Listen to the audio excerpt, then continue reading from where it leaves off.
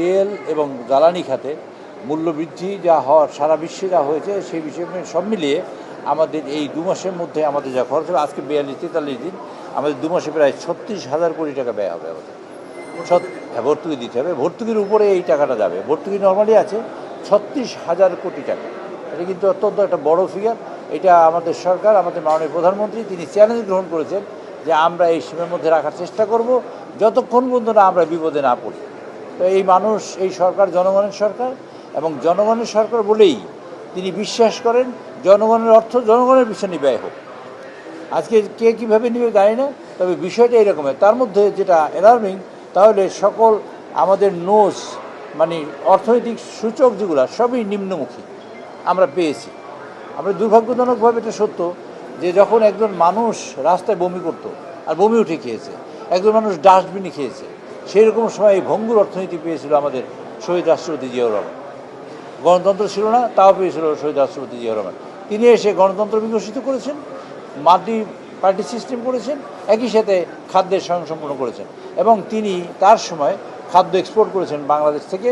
প্রথম সেনেগালের রাজধানী, সেনেগালের তখন প্রেসিডেন্ট ছিল আহমেদ সেকি তুরে, তার মাধ্যমে একটা কন্ট্রাক্ট হয়েছে, বাংলাদেশে খাদ্য রপ্তানি হয়েছে তার সময়।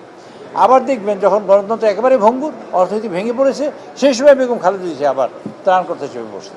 আবার খালেদা জিয়া এটাকে রিবিল্ড করেছেন, রিবিল্ড করে যখন মোটামুটি দাঁড়িয়েছে দেশ, সেরকম সময় আবার দেখেন একটা স্বৈরাচার এসে কাঁধে বসেছে। স্বৈরাচার এদেশে প্রায় আমার হিসেবে মাননীয় প্রধানমন্ত্রী সেদিন বলেছেন 27 লক্ষ কোটি টাকা, কিন্তু তারপরেও অনেক হিসেবে আসছে, তার হিসেবে আসে না হয়তো বা, প্রায় 32 লক্ষ কোটি টাকা। 7টা বাজেট দেওয়া সম্ভব, সেই পরিমাণ টাকা দেশ থেকে লুটপাট হয়েছে। 7টা বাজেট দেওয়া সম্ভব ছিল। কাজে মাননীয় অর্থমন্ত্রী, আমাদের প্রধানমন্ত্রী বলেছেন অর্থনীতির নোজ যত ডাউন হোক আমাদের সর্বত্র চেষ্টা করব। তার জন্য দেখবেন কিচ্ছুতা সাধন সকল ক্ষেত্রে তিনি করছেন, সকল ক্ষেত্রে কিচ্ছুতা সাধন করছেন। বাংলাদেশের ইতিহাসে কোনো প্রধানমন্ত্রী কখনো শুরু করে এইভাবে কাজ শুরু করেন না।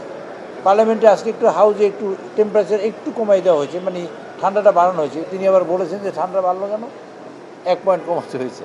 কাজে এইরকম কিছুটা সাধন খুব কম দেখেছে। তিনি বলেছেন জনগণের অর্থ, তিনি প্রথম বলেছেন আমি বাংলাদেশের মানুষের প্রধানমন্ত্রী, আর এই দেশের মানুষের গণমানুষের জন্য কাজ করতে চাই। 3টা জিনিস তিনি পরিহার করেছেন। প্রতিহিংসার রাজনীতি পরিহার করেছেন, তিনি ভয়ের কালচার যেটা ছিল সেটা পরিহার করেছেন, এবং মানুষের মধ্যে যে ভীতি ছিল এবং আশা কমে গেছিলো সেই আশা সঞ্চার করার জন্য চেষ্টা করেছেন। আর তিনি বলেছেন এই টাকা মানুষের টাকা, মানুষের প্রয়োজনেই খরচ করব। তার জন্য তিনি এই 36,000 কোটি টাকার মতো একটা চ্যালেঞ্জ গ্রহণ করেছেন এইবারে জ্বালানি খাতে, মানে এই সমস্যা সমাধান করার জন্য এবং মানুষকে মানে সহযোগিতা করার জন্য। ভর্তুকির উপরে বাড়তি টাকা এটা খরচ হবে। কাজে এটা বিশাল ব্যাপার।